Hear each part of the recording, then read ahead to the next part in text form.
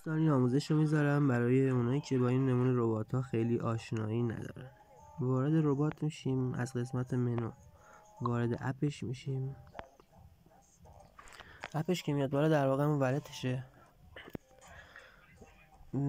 میخوان از خودشون یه توکنی داشته باشن که اون توکن رو دارن ایردراپ میدن به هر کسی که شرکت کنه. از قسمت کلیم یور دیلی ریوارد خودمون رو هر روز دریافت میکنیم و اون قسمت دراپ فور دیلی زرد رنگه، اینجا هم گردونه رو میچرخونیم و شانس خودمون رو امتحان میکنیم که شامل ریوارد میشه. از قسمت اینوایت یور فرند لینک خودمون رو بین دوستامون به اشتراک میذاریم که اونم باز شامل ریوارد میشه.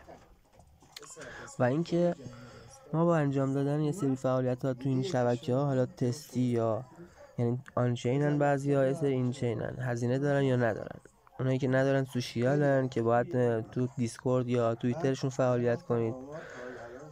و اینکه آخر هر اردراپ، هر رویداد، این ریواردهایی که دریافت میکنیم تبدیل به توکن همون پروژه میشه.